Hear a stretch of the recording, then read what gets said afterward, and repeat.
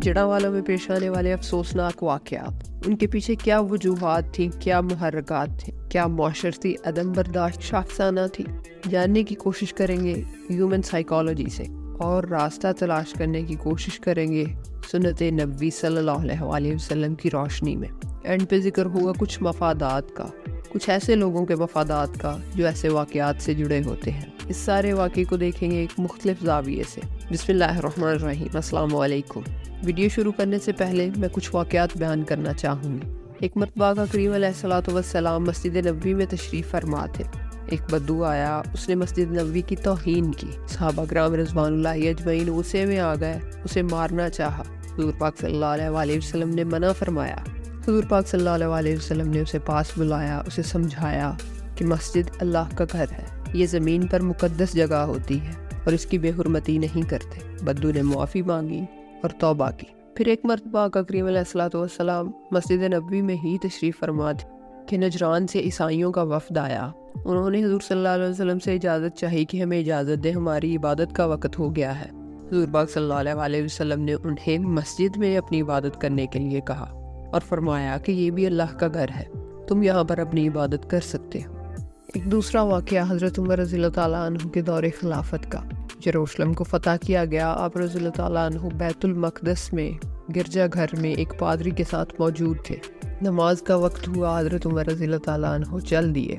पादरी ने कहा, आपने अल्लाह की इबादत करनी है तो आप गिरजा घर में भी कर सकते हैं। हज़रत उमर रज़ियल्लाहु ताला अन्हु वापस मुड़े, उसे जवाब दिया, हाँ कर तो सकता हूँ लेकिन करूँगा नहीं। उसने पूछा क्यों? आप रज़ियल्लाहु ताला अन्हु ने जवाब दिया, मैं नहीं चाहता कि तारीख़ में कभी भी इस बात को मिसाल के तौर पर पेश किया जाए कि चूँकि खलीफतुल मुस्लिमीन ने यहाँ पर एक मरतबा नमाज अदा की थी, इसलिए ये जगह मुसलमानों की मिल्कियत है। इन मिसालों को बयान करने का मकसद आगे चलकर बिल्कुल वाज़ेह हो जाएगा। जड़ांवाला में पेश आने वाले वाक़यात अफसोसनाक हैं। किसी भी मज़हब या किसी भी मुक़द्दस किताब की बेहुरमती करना एक बहुत घिनौना अमल है, जिसकी जितनी मज़म्मत की जा सके वो कम है। लेकिन यहाँ हम जानेंगे कि इंसान वायलेंट क्यों हो जाता है, इस सारी वायलेंस के पीछे क्या मुहर्रकात थे। ह्यूमन साइकोलॉजी के मुताबिक जो बहुत सी रिसर्चेस और स्टडीज़ पर मुश्तमिल हैं कि इंसान वायलेंट क्यों होता है, क्यों वो तशद्दुद पर उतर आता है। इसमें सबसे पहली चीज़ लैक ऑफ एजुकेशन है, यानी कि इल्म का ना होना। दूसरी चीज़ जो इंसान को तशद्दुद पर उकसाती है वो है फ्रस्ट्रेशन, एक हिजान, एक बेचैनी। जब इंसान महसूस करता है कि वो हेल्पलेस है तो तब भी वो वायलेंट रिएक्ट करता है। गुस्सा, अगर गुस्से को ठीक तरीके से मैनेज ना किया जाए तो ये बहुत ज़्यादा डिस्ट्रक्टिव हो सकता है। फिर है एक खौफ भी इंसान को वायलेंट बना देता है।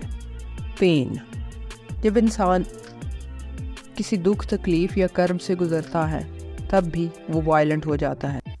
ट्रॉमा एक ऐसी कैफियत होती है, ये फ़िज़िकल भी हो सकती है, इमोशनल भी हो सकती है।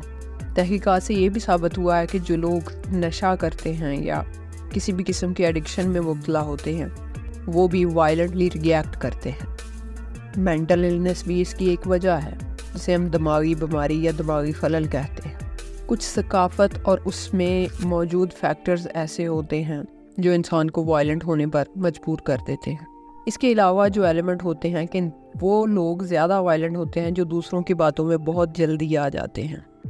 दूसरों के इन्फ्लुएंस में आकर इंसान वायलेंट होना, मुतशद्दिद तरीका इस्तेमाल करना, ये भी इंसानी फितरत में शामिल है। और सब से बड़ी और अहम बात, अदल व इंसाफ की अदम दस्तयाबी होता है। जब लोग महसूस करते हैं कि उनके साथ अदल और इंसाफ नहीं हो रहा, फिर वो चीज़ों को अपने हाथ में ले लेते हैं और ख़ुद फैसला करने की कोशिश करते हैं। ये तो इंडिविजुअल्स की बात हो गई कि लोग इनफरादी तौर पर क्यों वायलेंट होते हैं। लेकिन यहाँ पर हम बात करेंगे मोब साइकी, کہ جب ایک ہجوم اکٹھا ہوتا ہے تو زیادہ وائلنس یا تشدد کیوں پھیلتا ہے؟ ہجوم کے اندر انفرادیت ختم ہو جاتی ہے، لوگ سوچ نہیں رہے ہوتے، بس جس طرح دوسرے لوگ کر رہے ہیں اسی طرح وہ ان کو فالو کرتے ہیں۔ اور یہ بھی اسٹڈیز میں ثابت ہوا ہے کہ ہجوم زیادہ ایموشنل ہوتا ہے، وہ زیادہ جذباتی ہوتے ہیں، ان میں ایموشنل اراؤزل زیادہ ہوتا ہے۔ اور تیسری بات یہ کہ ہجوم کو یہ لگتا ہے کہ وہ تمام چیزوں سے نکل سکتے ہیں کیونکہ وہ اس میں انفرادی طور پر ملوث تو نہیں، بہت سے لوگ ان کے ساتھ ہیں۔ اور یہ بھی تشدد کے واقعات کو جنم دینے کے لیے ایک اہم کردار ہوتا ہے موب سائیکی کا۔ اور سب سے اہم بات کہ ہجوم کو کنٹرول نہیں کیا جا سکتا۔ مختلف قسم کے لوگ، مختلف نظریات، مختلف ایموشنز کے ساتھ جب ایک جگہ اکٹھے ہوتے ہیں تو ان کو کنٹرول کرنا بہت زیادہ مشکل ہوتا ہے۔ اور پھر ہی وہ سٹیج آتی ہے جسے ہم کہتے ہیں کہ پراپرٹی ڈیمیج، املاک کو نقصان پہنچایا جاتا ہے، وائلنس کریٹ کی جاتی ہے، بہت زیادہ تباہ کاری ہوتی ہے۔ ان تمام چیزوں کی پریونشن کی جا سکتی ہے، ان تمام چیزوں سے بچا جا سکتا ہے، لیکن کیسے؟